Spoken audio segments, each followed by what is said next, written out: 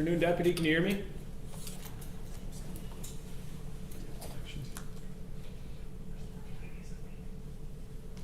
Good afternoon. Good afternoon, Trish. Can you hear me clearly? I can. Can you hear me? Yes. Deputy, can you hear me? Yes, I can hear you, Judge. Just so you're aware, Mr. Nada will be a mobile, so he'll be appearing as a different name in the Zoom meeting there. Understood. All right. All right, sir. Joining us from the Kent County Jail. What's your last name? Meade, M-E-A-D-E. Caden? Yeah. Mr. Meade, you're here today for an arraignment. Just 1 second.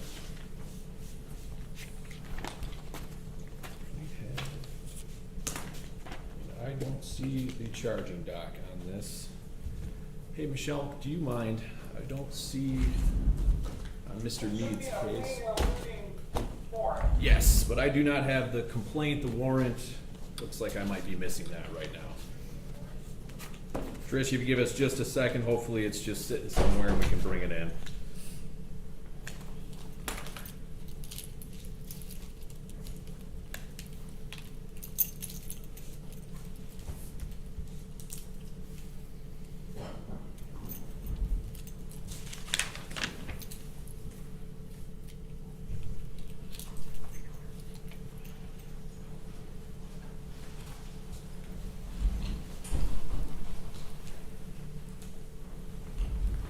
Thank you, sir. All right, Mr. Meade, it is charged in a one-count felony complaint as follows: that on or about September 28th of this year at Alpine Avenue near Orchard Drive, a location falling in the city of Walker, Kent County, Michigan, that you did in count one at that location on that date, allegedly being the driver of a motor vehicle to whom was given a visual or audible signal by hand, voice, emergency light, or siren by Michael DeVries, a police officer or deputy who was in uniform, and the officer's vehicle was identified as an official police vehicle, acting in lawful performance of his duty, directing you to bring your motor vehicle to a stop, did willfully disobey such direction by increasing your speed. Contrary to Michigan law, this is a charge of fleeing and eluding in the 4th degree. Carries with it a maximum penalty of 2 years with the Michigan Department of Corrections and or a $500 fine. The Secretary of State is required to suspend your license for 1 year upon conviction. Do you understand count one and the maximum penalty? Yes. Prior to joining myself and Ms. Epler here in this virtual courtroom, did the two of you have a chance to discuss your felony rights? Yes, we did. Do you understand your felony rights? Yes, sir. And did you also discuss Ms. Epler's limited scope of representation today? Yes. All right.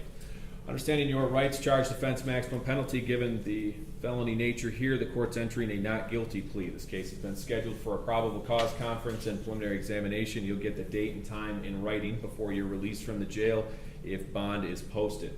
Moving forward, in terms of setting that bond today, Ms. Epler, any position for the court?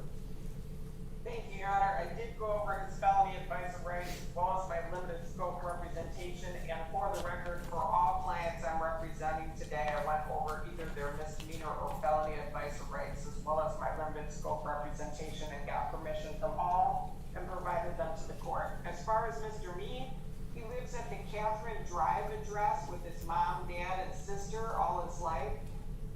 He is 18 years old, high school senior at Grand Rapids Public Museum High School. He just got a part-time job in high school at La Fontaine Ford 2 weeks ago. He's not married, he has no kids, not on probation or parole, never been arrested in his life.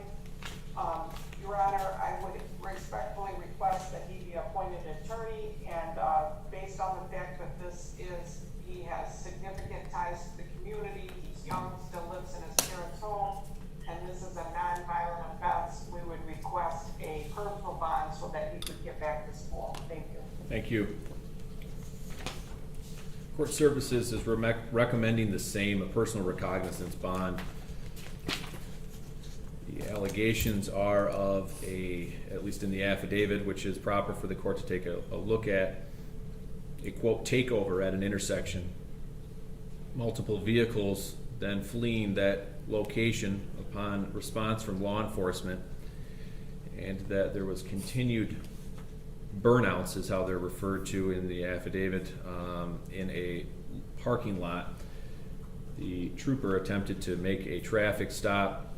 There was fleeing and eluding from that trooper, and that then, remember this correctly, the defendant driver, as alleged, flipped off the trooper and drove away from the scene, hence the fleeing and eluding in the 4th degree. Based on those actions, the court doesn't agree with court services. I'm going to set a $5,000 cash or surety bond that will come with the following conditions: no alcohol, no drugs of any kind, submitting to testing and to court services. Do you understand that? Yes, sir. May apply for a attorney to be appointed to you. You'll have to fill out some paperwork from the jail. They'll be able to provide that to you. Otherwise, you may hire an attorney as well. You are all set. We'll see you at your probable cause conference.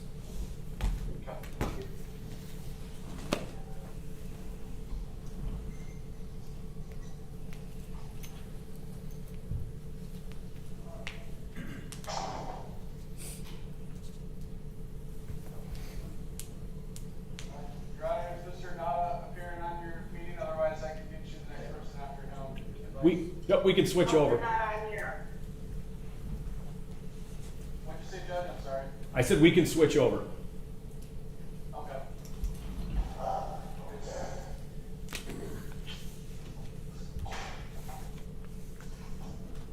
All right, court's going to the case of the people of the state of Michigan and Stephen William Nauta. Mr. Nauta, can you hear me?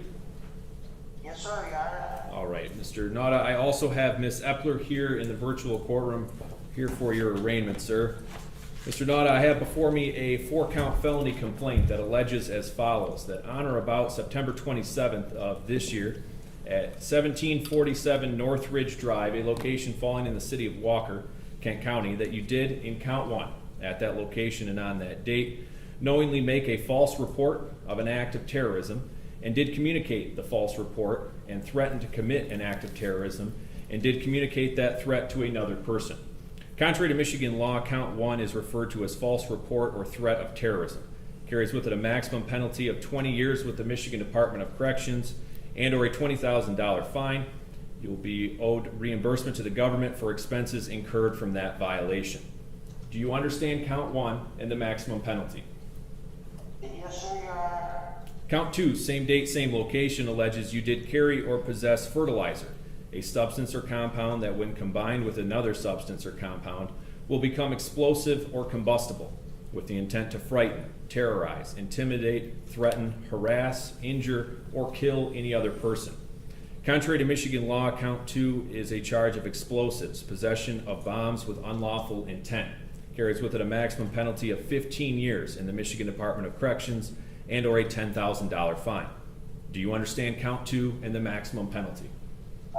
Yes, sir, Your Honor, I do. Count 3, same date, same location, alleges you did, being the operator of a motor vehicle who was given a visual or audible signal by hand, voice, emergency light, or siren by Tom Raisinin, a sergeant with the Walker Police Department, who was in uniform, and his motor vehicle was identified as an official police vehicle, and that he was acting in the lawful performance of his duty. You did willfully disobey that direction by attempting to flee and elude the officer by increasing your speed of your motor vehicle in an area where the speed limit was 35 miles per hour or less. Contrary to Michigan law, count 3 is a fleeing and eluding in the 3rd degree. Carries with it a maximum penalty of 5 years in the Michigan Department of Corrections and or a $5,000 fine. And upon conviction, the Secretary of State is required to suspend your operator's license for a period not to exceed 5 years. Do you understand count 3 and the maximum penalty? Yes, sir, Your Honor. Finally, count 4, same date, same location, alleges you did assault, batter, wound, resist, obstruct, oppose, or endanger Tiffany Elliott, a police officer from the Walker Police Department whom you knew or had reason to know was performing her official duties in that capacity. Count 4 is a charge that carries with it a maximum penalty of 2 years in the Michigan Department of Corrections and or a $2,000 fine. Do you understand count 4 and the maximum penalty? Mr. Nada. Mr. Nada? Stephen, do you understand? Yes, sir, you my court attorney? Yes. Do you understand what the judge just said about the fourth Yes, count? ma'am, we spoke earlier, and I totally understand. All right, Mr. Nada, let me confirm then. Do you understand count 4 that I just read to you and its maximum penalty? Yes, sir. All right. Mr. Nada, these are felony offenses, and Ms. Epler is here representing you through the arraignment process. Did you have a chance earlier to discuss with Ms. Epler your felony rights? Do I have what, sir, Your Honor? Mr. Nada, did you have a chance earlier to discuss your felony rights with Ms. Epler? Yes, sir. Did you understand all of those rights you discussed? Yes, Your Honor, I do. Did you give Ms. Epler permission to sign a form acknowledging your rights? I believe I do, Your Honor. All right, Ms. Epler, if you could for the record. Your Honor, I did go over his felony advice of rights as well as my limited scope representation. He did allow me to sign both forms, and I did provide them to the court, and I can speak to his bond whenever the court is ready. All right. Mr. Nada, is that true? You gave Ms. Epler permission to sign those forms? Yes, sir, Your Honor. All right. Mr. Nada, based on the charged offenses and the maximum penalties, the court is going to enter 4 not guilty pleas on your behalf. We have this case scheduled for a probable cause conference and preliminary examination. You'll get the date and time for that in writing before you leave the jail if you are released on bond. But to be clear, you have a probable cause conference on October 8th and an examination 1 week later on the 15th of October. Now, moving forward, Ms. Epler, any position on the bond to be set today? Thank you, Your Honor. He lives at the South 3rd Street address by himself for the last 8 months. He's retired and receives Social Security benefits. He's not married, he's divorced, his children are now adults. He's not on probation or parole. Indicates that he hasn't been involved in jail time or any criminal activity since 2000 when he had some kind of a marijuana charge. Your Honor, based on his ties to the community and his limited criminal history in the last few years, we would ask for a personal bond if the nature of the charges is such that the court feels that that is out of line. We would ask for a low 10% as there is not a lot of money for bond with Social Security. Thank you. Thank you, Ms. Epler. Mr. Nada, I'm going to give you this warning one time and one time only. Do not give that double middle finger salute to the court again. Do you understand me? I apologize, I never did mean to disrespect, Your Honor. I was stretching and made the wrong gesture. I apologize and won't do it again. Thank you, Mr. Nada. Well, Mr. Nada, bond is set for 2 reasons: risk of flight and risk to the public. These are pretty significant charges, especially in counts 1 and 2. They involve terrorism, the possession of a core element of a bomb, and using threats to create what would be considered a terroristic environment. Furthermore, count 1 and count 2 respectively are 20 and 15-year felonies. The court, in terms of how to assess those felonies, in a way looks to the end, not the beginning, and reviewing what would be the sentencing guidelines that would be employed by a court sentencing you. I would score OV20, OV1, OV2, and OV19, all very significant offense variables that come into play here. Now, inherently, there's always some risk of flight to avoid prosecution, especially with significant charges. Furthermore, that risk of flight is shown by counts 3 and 4, fleeing officers, ignoring orders, and as the affidavit alleges, circumventing a roadblock. Now, in terms of the affidavit of probable cause, which is proper for the court to take a look at in terms of setting bond, you approached a highly populated area tied to a political rally. You were told at a checkpoint by officers that you were going to move on and that you had C4 and it was the real deal. You sped past, ignored commands, and ignored pursuing police vehicles, as alleged. You threw fertilizer from your vehicle to show the appearance of an explosive device, and then you advised your actions were to terrorize and threaten those around you with a bomb. Now, these charges center on a political event that can repeat itself, and the risk of continued criminal activity here is fairly high. Risk of flight is based on ignoring officers' commands and orders. That flight was based on an intimidation tactic and deception by way of throwing fertilizer. Risk of public is as well very clear to this court today. Your alleged actions jeopardized all in the area, officers included. Any release needs to be tied to a significant financial obligation and restrictive conditions. Risk to the public also extends to public functions. It's not lost on this court here today that your alleged actions were directed to stopping or hindering a fundamental aspect of this country's democratic process, a political rally. Finally, in setting the bond, the court looks at the sentencing guidelines again to show how counts 1 and 2 could be handled at the end stage of this. There are only 2 instances where immediately 100 points can be scored for an offense on the offense variables. 1, where an individual was killed or multiple individuals killed, or 2nd, where there was an act of terrorism with threatened use of an explosive or incendiary device, like the bomb threat here. With all of that stated on the record, the court is going to put bond in the following fashion. It will be a $1 million cash or surety bond that will include the following conditions: no alcohol, no drugs, testing at the order of the court, reporting to court services, no firearms, dangerous weapons may be possessed, no bomb-making equipment may be possessed, including fertilizer. And you will be affixed with a GPS tether prior to your release from the Kent County Jail, and you will be on house arrest at the location provided in Sand Lake. Mr. Nauta, do you understand your bond and the conditions of your bond? I guess I'm confused, but I think, did you just offer me house arrest at my arrest?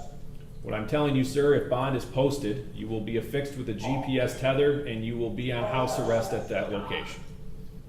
Okay, well, Your Honor, given my situation, I think I'm better off just staying here. This is a very cruel world out there, probably a lot better off here.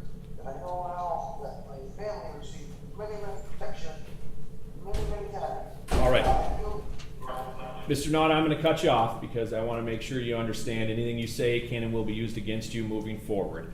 We've set the bond. We've set a probable cause conference for you. The final thing I'm going to tell you is that if you wish to apply for a court-appointed attorney, Ms. Epler's representation has come to an end because we are done with the arraignment. You need to fill out an application for that. Do you understand, sir? Yes, sir, please bring me that, or whenever I will do it, I want a court appointed. I don't need no, like, high appointed, definitely fire. I don't have any weeks for this one, the whole world's alive. All right, Mr. Nauta, I'm going to cut you off again. You've asked for the paperwork that'll be provided for you at the jail. We will see you at your probable cause conference. You are all set today, sir. Thank you, Deputy. Thank you.